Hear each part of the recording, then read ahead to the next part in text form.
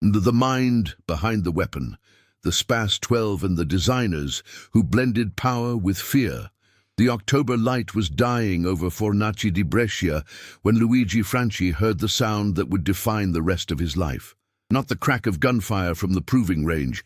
He'd heard that 10,000 times. It was something quieter, more final, the metallic click of a prototype locking into semi-automatic mode, then shifting to manual pump action without jamming. He stood alone in the workshop, holding the SPAS-12, black metal, angular lines, a folding stock brutal even when retracted. The front grip formed a cage around the barrel, protective but ominous. It weighed 4.4 kilograms, heavier than any combat shotgun should be. But when he flipped the selector switch, the mechanical precision was perfect. 2 weapons in one body. Outside, in the fading autumn twilight of northern Italy's industrial heartland, the world was changing. Headlines screamed about another kidnapping in Rome, another bombing in Milan. The Red Brigades had executed Aldo Moro 18 months earlier. Germany's Red Army faction was hitting NATO bases. The Middle East was a cauldron of sudden wars fought at point-blank range in city streets, and somewhere in all that chaos, military doctrine was failing. Luigi set the prototype on the workbench and reached for technical specifications his team had compiled over 2 brutal years. Carlo Beretta's handwriting filled the margins. Stress tests, failure rates, gas pressure calculations. Enzo Pederzani had sketched the valve system that made dual-mode operation possible. Franco Nistri's metallurgy notes covered 3 pages about heat tolerance and barrel life. They'd started with a simple question: why can't a shotgun be fast and reliable? The answer was always the same: mechanically impossible. Semi-automatic shotguns use gas or recoil to cycle rounds automatically, fast but temperamental.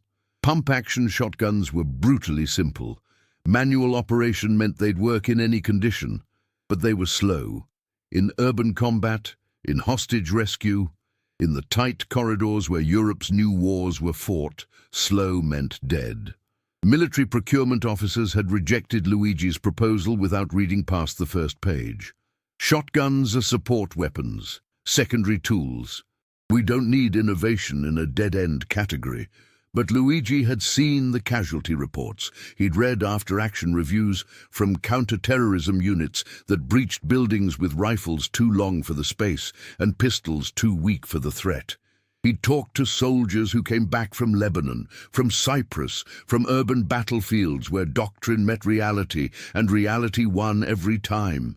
The SPAS-12 wasn't an answer to a theoretical problem. It was an answer to blood.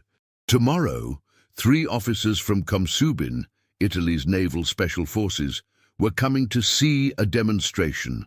Elite operators who'd fought in the Mediterranean, who knew exactly what failure looked like because they'd buried friends, killed by equipment that promised more than it delivered.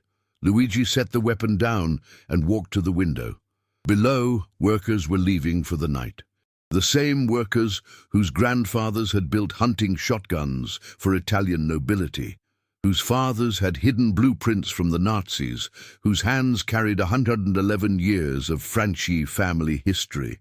And here he was, betting everything on a weapon that looked like something from a nightmare. He thought about his father's words. "Luigi, we make beautiful things. Why do you want to make something terrible?" Because terrible was what the world needed now. Not beautiful, not traditional. Something that could save lives by being exactly as brutal as the threats it faced. The phone rang. He let it go to silence. Tomorrow would tell the story. Either the Komsubin officers would see what he saw, a weapon that could change urban warfare doctrine, or they'd see an expensive mistake and the Franchi name would be finished. Luigi locked the workshop door and walked home through the streets of Brescia. Somewhere south, in Rome, another night of tension was beginning. Somewhere in Germany, American soldiers were securing their bases. Somewhere in the world, someone was dying because their weapon wasn't adequate. And in a locked workshop in northern Italy, a prototype shotgun sat waiting to prove everyone wrong. If stories like this make you question what you do when everyone says you're wrong but you know you're right, tell us in the comments. And stay with us for the next chapters. Part 2. Luigi Franchi was born in 1942, in the middle of a war that would shape everything. His first memories were of Allied bombers over Brescia, his mother pulling him into a cellar, his father burning blueprints so the Germans wouldn't confiscate the machinery. The Franchi family had made firearms since 1868, but Luigi never wanted to make beautiful things. He wanted to understand how things worked under pressure, how mechanisms behaved when mud clogged the action, when cold froze the springs, when the operator was terrified and shaking. At university in Milan, studying mechanical engineering, he'd become obsessed with failure analysis. He collected broken weapons and spent weekends figuring out exactly why they'd failed. Every failure told a story about the gap between what engineers promised and what soldiers actually got. By 1977, Luigi was running Franci's technical division, and Italy was burning. The Red Brigades had executed Aldo Moro, former Prime Minister, held 55 days, killed and left in a car trunk. The state had failed, the police had failed. And Luigi watched, knowing that somewhere in that failure was an equipment problem no one wanted to admit. Italian counter-terrorism units were equipped with rifles designed for open warfare, weapons 40 inches long and useless in apartment hallways. They had pistols adequate for defense, but suicidal for room clearing. They had pump-action shotguns that delivered devastating power but required manual cycling while targets shot back. There had to be something better. One night in late 1977, Luigi locked himself in his office with 3 engineers. Carlo Beretta, who understood gas systems better than anyone in Italy. Enzo Pedesani, a quiet genius with mechanical problem-solving. And Franco Nistri, whose metallurgy expertise had saved a dozen failed projects. Luigi drew a simple diagram, a shotgun with 2 operating modes. Flip a switch. Semi-automatic for speed, flip it back, pump action for reliability. Carlo laughed nervously. Enzo shook his head. Franco said what they were all thinking. That violates basic physics, the mechanisms conflict. Luigi stared at the drawing. So we invent the mechanism that doesn't exist yet. The first 6 months were disaster. Prototype after prototype failed in new and creative ways. The gas system bled pressure, the manual pump interfered with auto-loading, the barrel overheated. Luigi lost weight. He stopped sleeping more than 3 hours a night. His wife begged him to give up. But then came the breakthrough. February 1978, 3 in the morning. Enzo Pedesani was alone in the workshop in Fornaci di Brescia, staring at the 6th failed prototype. He'd been thinking about how aircraft engines managed variable pressure, how hydraulic systems rerouted flow based on valve position. What if the selector switch physically redirected the gas flow? He sketched it quickly. A valve that, when set to semi-automatic, allowed gas to push the bolt backward automatically.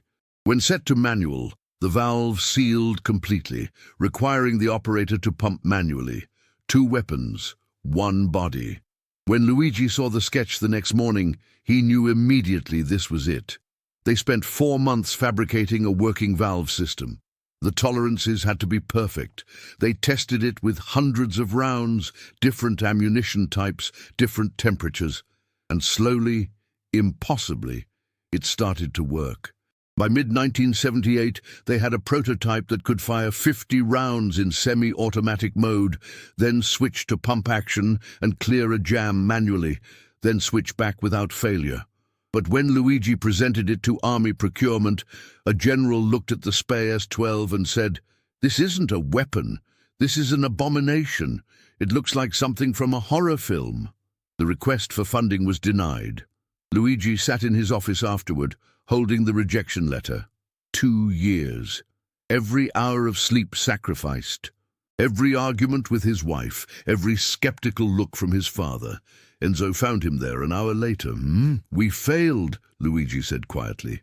No, we failed with the wrong audience. The army doesn't understand what they need, but there are people who do. He meant Comsubin, Italy's Naval Special Operations Unit, the operators who breached ships, cleared oil platforms, stormed hijacked buildings, and knew exactly what happened when your weapon wasn't adequate. Luigi made the call that afternoon. 3 months later, in October 1979, 3 Comsubin officers walked into the Franchi factory in northern Italy to see a weapon everyone said couldn't exist. Do you think you'd fight the system for what you believe works, or accept what doctrine says is impossible? Comment which path you'd take, and share this episode with someone who loves real innovation stories from history. Part 3. The demonstration was scheduled for 10 Bellis a.m., but the Comsubin officers arrived early. Luigi watched 3 men in civilian clothes step out of an unmarked car. No uniforms, no insignia, but the way they moved, efficient, aware, economical, told the whole story. The oldest one, maybe 45, had a scar running from his left ear to his collarbone. The other 2 were younger, lean, with the build of men who'd spent years swimming in the Mediterranean with rebreathers and combat knives. The officers entered without ceremony. The older one, he introduced himself only as Maggiore Renzo, shook Luigi's hand once, then turned his attention to the prototype on the workbench. He didn't touch it yet, just looked. It's heavy, he said. 4.4 kilograms loaded, heavier than standard. But it does what 2 weapons do. Show me. Luigi picked up the SPAS-12, flipped the selector to semi-automatic, and fired 8 rounds in 4 seconds. Then he switched to pump action, loaded low-pressure beanbag rounds, and fired 5 times manually. Then back to semi-automatic. 14 rounds, 3 ammunition types, 0 malfunctions. When silence settled back over the proving range, Maggiore Renzo reached for the weapon. He held it like someone who'd held 1,000 firearms and knew immediately which ones were serious. He checked the balance, tested the folding stock, examined the front grip cage. The grip, this front cage. Why? Barrel heat management and stability. The forward grip gives a second anchor point, reduces muzzle climb in rapid fire. It looks aggressive. It is, Luigi said simply. Maggiore Renzo fired 20 rounds, switched modes 3 times, deliberately induced a malfunction and cleared it manually, folded the stock and fired from compressed stance. Then he set the weapon down carefully and said, "This changes everything we know about room clearing, but the army will never adopt it. Too expensive, too complex, too far outside doctrine. You know this, yes?" "I know it. So you built it anyway." "I built it because soldiers are dying with inadequate equipment." Renzo was quiet. Then, "How many can you produce? How many do you need?" "Start with 30. Over the next 6 months, the Franchi factory in Brescia retooled an entire production line for the SPAS-12. They hired new machinists. They sourced specialized steel from mills in Terni. Every component had to be perfect. But production revealed what prototypes had hidden. The first 20 units had extractor problems. The ejectors threw hot brass into the shooter's face. The selector switch required too much force. The folding stock latch failed after 500 cycles. Luigi spent 4 months redesigning components that had worked perfectly in the prototype. By April 1980, they had 30 working SPAS-12s, delivered to Comsubin headquarters in La Spezia. And then the operators disappeared into the classified world. And Luigi heard nothing for 3 months. Those were the worst 3 months of his life. He didn't know if the weapons were being used, didn't know if they were failing, didn't know if operators were alive or dead or cursing his name. He just worked, refined production, waited. In July, Maggiore Renzo appeared unannounced. He looked older, thinner, new lines around his eyes. "We use them in an operation I can't discuss. In a country I can't name, against a target I can't describe." He paused. 6 operators, 17 hostile contacts in a 4-story building, urban environment, close quarters. And all 6 operators came home. Zero friendly casualties. The SPAS performed flawlessly under conditions that would have destroyed any other shotgun we've used. He set a battered SPAS-12 on Luigi's desk. The finish was worn. The stock showed impact damage. The barrel was fouled with powder residue. This weapon saved lives, but there's a problem. Luigi's stomach dropped. What problem? It terrifies people, even our own people. The operators love it. But when they carry it on base, other soldiers react like they're looking at something from hell.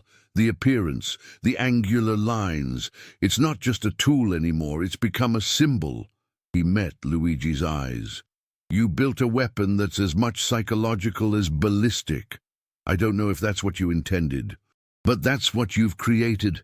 Luigi looked at the scarred SPAS-12 on his desk and thought about his father's question from 3 years ago.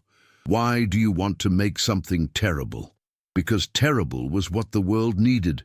And maybe that was the burden he'd carry for the rest of his life, creating something that worked perfectly and looked like a nightmare. How long can you fight for something when everyone says you're wrong, even after you're proven right? Part 4. The orders came faster than the Franchi factory could fill them. Komsubin wanted 200 more units. The Carabinieri's GIS requested 50 for evaluation. West Germany's GSG-9 inquired about procurement. Even American military observers showed up in northern Italy, taking careful notes. But Luigi couldn't celebrate. Production at scale revealed problems prototype testing never could. The gas valve system that worked flawlessly in the first 30 units started showing inconsistent behavior in mass production. Some weapons would fire 200 rounds without issue. Others failed after 50. Enzo Pedesani spent 6 weeks tracing the problem to a supplier issue. The steel blanks were coming from 2 different mills, Brescia and Terni, with slightly different metallurgical properties. Temperature changes caused micro-expansion rates to vary by fractions of a millimeter, enough to matter. They switched to a single supplier and retested every weapon. 43 units failed and had to be rebuilt. Then came the legal problem. An Italian prosecutor in Milan noticed the SPAS-12 fell into a regulatory grey area. Semi-automatic, but also pump action. The folding stock made it technically a short-barreled weapon in some jurisdictions. The front grip could be interpreted as a combat feature, civilian law prohibited. The prosecutor filed paperwork to freeze Franchi's manufacturing license. Luigi spent 3 months explaining to bureaucrats why the SPAS-12 wasn't a threat to public safety, why it was designed for professional operators, why features that looked aggressive were functional necessities. The case was dismissed in January 1981, but the legal scrutiny created unexpected publicity. Newspapers ran stories about Italy's controversial combat shotgun. Photos appeared in firearms magazines across Europe. Some articles praised it as revolutionary, others condemned it as unnecessarily brutal. Franco Nistri showed Luigi an article from a German publication. The headline, "The shotgun that looks like fear itself." "Is this good or bad for us?" Franco asked. Luigi didn't have an answer. What he did have was a growing folder of field reports from Komsubin operators, classified documents Renzo discreetly passed to him. The reports were clinical, technical, but between the lines, Luigi read the real story. An oil platform retaken from hijackers in the Adriatic, a hostage rescue in an embassy, a counter-terrorism operation in a residential building, situations where precision mattered as much as power. In every report, 0 weapon malfunctions, 0 friendly fire incidents. The SPAS-12 was doing exactly what Luigi designed it to do, but his father still wasn't speaking to him. One evening in February 1981, Luigi found his father in the old workshop, hand-finishing a walnut stock for a custom sporting piece. They stood in silence, the only sound the rasp of file against wood. "Your weapon is famous now," his father finally said. "It saves lives. It also ends them. Every weapon does. At least this one is honest about it." His father set down the stock. When I was your age, hiding blueprints from the Nazis, I promised myself that when the war ended, I would only make beautiful things. Things that reminded people civilization existed, not tools for killing. The war never ended, Papa. It just changed shape. That's what frightens me, that you believe that. Luigi didn't argue. There was no point. By May 1981, the first international sale went through. 200 SPAS-12s to an undisclosed Middle Eastern security force. Then a contract with the South American National Police Unit, then interest from Asian Special Operations Groups. The weapon that started as Luigi's obsession in Brescia was spreading across the world, and with it, a reputation. In training facilities from Germany to Brazil, when operators first saw the SPAS-12, they had the same reaction. A moment of hesitation, recognition that this was something different, not just a tool, a statement. Some instructors loved it. Others refused to use it, said it was too aggressive, sent the wrong message. But the operators, the ones who'd breached doors and cleared rooms and faced armed threats at conversational distance, they understood immediately. The SPAS-12 wasn't designed to look friendly. It was designed to work when nothing else would. By 1983, Luigi had received 3 death threats from anti-weapon activists. He'd also received 2 letters from operators whose lives had been saved by the weapon's reliability. He kept all 5 letters in a locked drawer and told no one they existed. What would you sacrifice to create something that works, even if the world can't decide whether to thank you or condemn you for it? Part 5. The call came in August 1984, 5 years after that first demonstration in Brescia. A quiet voice, with an American accent, from a number that didn't appear on any exchange, asked Luigi if he could fly to Virginia for an evaluation matter. The facility was unmarked, somewhere west of Quantico, surrounded by forest and security that made clear this wasn't a courtesy visit. Luigi was escorted through 3 checkpoints to a conference room where 2 FBI hostage rescue team operators were waiting. On the table, a SPAS-12, serial number traced to 1982 production. One operator, he introduced himself only as Scott, picked up the shotgun and spoke with precision. "We've been testing this weapon for 18 months. Urban scenarios, rural scenarios, vehicle assaults, building entries, low light conditions, extreme temperatures. We've put it through more rounds than any other shotgun in our inventory." He paused. "And it's never failed. Not once. We've used buckshot, slugs, breaching rounds, less lethal options, and it cycles everything without hesitation." Luigi waited. There was a but coming. "But we have a problem. Half our instructors love it, call it the most reliable combat shotgun ever made. The other half refuse to adopt it because of how it's perceived." Perceived how? The first time you see a SPAS-12, it doesn't look like law enforcement equipment. It looks like something from a nightmare. America is struggling with questions about police militarization. This weapon has become a symbol in that debate. The second operator spoke. "For what it's worth, everyone who's actually used it in the field wants to keep it. It's the people who've never carried it who want it gone."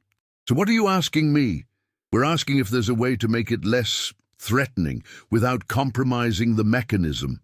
Luigi looked at the battle-worn SPAS-12 on the table, perfect and honest, and realized he was being asked to solve a problem he'd never anticipated. The weapon worked too well, looked too honest, scared people who needed to believe violence could be controlled by making it look controlled. No, there isn't. The front cage protects the barrel and provides a forward grip. The folding stock allows transition between vehicle deployment and building entry. Every feature that makes it look aggressive exists because it has to exist for the weapon to function. So we're stuck with it as is. You're stuck with what you asked for, a shotgun that works in any condition. If you want something that looks friendly, buy a hunting gun and paint it blue. But don't ask me to compromise function for aesthetics." Scott smiled slightly. "That's what I told my superiors. How did they respond?" "They approved procurement of 50 more units." Over the next 2 years, the SPAS-12 appeared in more specialized units worldwide. Hong Kong Police, Brazilian BOPI, French GIGN, units that operated where failure wasn't acceptable, but it also appeared in Hollywood. The first time Luigi saw the SPAS-12 in a movie, it was 1984, a science fiction action film about a cyborg assassin. The weapon appeared for maybe 90 seconds, fired from the hip, used as a symbol of future warfare and mechanized brutality. And just like that, the SPAS-12 became something else, a cultural icon of fictional violence. Luigi watched the film in a Milan theater and felt something break inside. He'd spent years designing a tool to save lives, and now it was entertainment, a prop, a symbol divorced from reality. "It's just a movie," Enzo said afterward. "It's never just a movie." Now everyone who sees this weapon will think of cyborgs and apocalypse instead of operators coming home alive. Does that change what it actually does? No, but it changes what people think it means.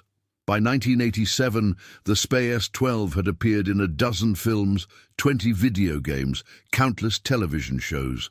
Always the weapon of choice for villains, for dystopian soldiers, for anyone representing brutal, uncompromising force.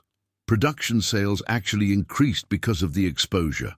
But the weapon's reputation became impossible to separate from its fictional representation. Military and law enforcement units started requesting their SPAS-12s be kept out of public photos. Too controversial, too recognizable. Meanwhile, in Luigi's locked drawer, the stack of letters kept growing, half from activists condemning him, half from operators thanking him for creating a tool that saved their lives. He read all of them, answered none. In 1989, Luigi stepped back from day-to-day operations at the franchise factory. He was 47, exhausted, no longer sure what victory looked like. The SPAS-12 was in service with over 50 agencies across 6 continents. It had been proven in combat, counter-terrorism, hostage rescue. It had never failed when it mattered, but it was also a villain in popular culture, a symbol of everything people feared about modern violence. His father died that year, never having reconciled with Luigi's choice to abandon beautiful craftsmanship for functional brutality. At the funeral, Maggiore Renzo appeared briefly and said only, "He would have been proud eventually. Some men just need more time than a lifetime provides." Luigi didn't cry, he just nodded. What does it mean when you create something perfect that the world can't decide how to remember? Part 6. The SPAS-12 entered its twilight in the late 1990s, not because it failed, not because better technology replaced it, but because the world changed again. New shotgun designs appeared, simpler, lighter, easier to train on. The Benelli M4 offered semi-automatic reliability without dual-mode complexity. The Remington 870 remained the standard pump-action workhorse. Gradually, special operations units that had relied on the SPAS-12 began transitioning to weapons easier to maintain, easier to explain, easier to defend in public relations battles. By 2000, Franchi had stopped producing the SPAS-12, not officially discontinued, just quietly allowed to fade. The tooling was mothballed. The specialized machinists moved to other projects. Luigi was 58.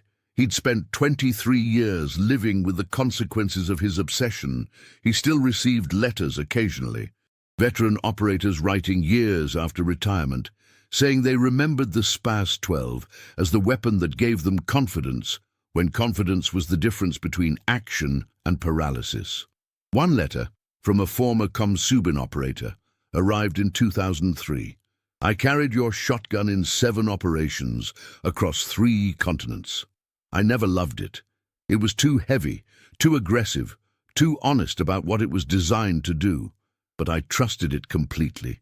And there's a night in Mogadishu when I'm alive, because the CPAS fired 15 rounds in conditions that would have killed any other weapon. I wanted you to know. It mattered." Luigi kept that letter separate from all the others. In 2008, A museum curator from the Italian Military Museum in Rome contacted Luigi about a SPAS-12 they'd acquired for their modern warfare collection. Would he provide historical context? Luigi visited on a cold November afternoon. The SPAS-12 was displayed behind glass, labeled Italian Combat Shotgun, Dual Mode Operation, 1979-2000, with brief description of its technical innovations. Next to it, on a small placard, a quote attributed to an unnamed veteran, "The weapon that changed how we thought about close combat." Luigi stood looking at it for a long time. An old man now, 76, thinking about the younger version of himself who'd stayed up until 3 in the morning in a workshop in Brescia, convinced he could solve a problem everyone said was unsolvable. Had he been right? Yes. The weapon worked. It saved lives. It changed doctrine. Had he been wrong? Also yes. He'd created something that became a symbol when all he'd wanted was a tool. A young couple passed by the display. The woman said, "That's the shotgun from those movies." "The scary one." They moved on without reading the placard. Luigi almost laughed. He left the museum and walked through Rome's autumn streets, thinking about Maggiore Renzo, dead in 2005, cancer, about Enzo and Carlo and Franco, all retired, scattered across Italy, occasional Christmas cards, about his father, 20 years gone, still disapproving in memory, about his wife, patient beyond reason, still asking, "Do you regret it?" At home that evening, he wrote a letter he would never send.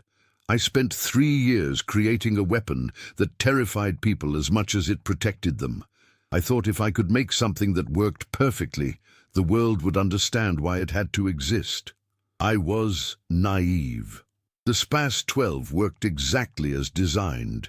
It changed how special operations units approached close combat. It saved lives. Every technical goal I set was achieved. But I learned something unexpected. Perfection isn't enough. A tool is only as good as the world's ability to understand why it exists. And when you create something that works by being honest about what violence requires, the world decides you've created a monster. Maybe I did. Maybe the weapon that looks like fear is just fear made visible, and people can't forgive you for showing them what they prefer to hide. I don't regret the engineering. I regret thinking that solving the problem was the same as solving the question. He filed the letter in his desk drawer, next to all the others. The SPAS-12 remained in service with scattered units for another decade. Occasionally, one would appear in news photos. A counter-terrorism operation in Manila, a drug raid in Sao Paulo, a security detail in Baghdad. In 2018, at 86, Luigi Franchi sat in his workshop in Brescia, the same workshop where his great-grandfather had crafted hunting shotguns, where his father had hidden blueprints from Nazis, where he'd first sketched the impossible dual-mode system. The workshop was quiet now, no production, just an old man surrounded by drawings and memories. On the workbench, a single SPAS-12, serial number 0001, the very first production unit, returned to him years ago by Komsubin as a gesture of respect. He picked it up one last time, felt its weight, heard the mechanical precision of the selector switch moving between modes. It still worked perfectly. He set it down and thought about what Renzo had said decades ago. "You built a weapon that's as much psychological as ballistic." Maybe that was the truth. The SPAS-12 succeeded not just because it worked, but because it looked like it worked, because it refused to pretend violence was anything other than what it was, because it was honest. And maybe honesty in a weapon is the thing people can least forgive. Luigi died in 2019, quietly, at home, surrounded by family who loved him even though they never fully understood his obsession. The SPAS-12 outlived him, still appearing occasionally in specialized arsenals, still carried by operators who trusted it absolutely, still misunderstood by a world that knew it from movies. In the end, it wasn't the weapon that endured. It was the question Luigi spent his life answering. What do you do when you know you're right, when the thing you've created works perfectly, but the world can't decide whether to thank you or condemn you for creating it. He never found a satisfying answer. But he never stopped trying to build things that mattered. And in some workshop, somewhere in the world, another engineer is probably asking the same impossible question, holding a prototype everyone says can't work, believing anyway. If this story reminded you that changing the world often means being right before anyone believes you, subscribe to the channel, tell us which country you watch from, and invite someone to revisit history with us in the next story.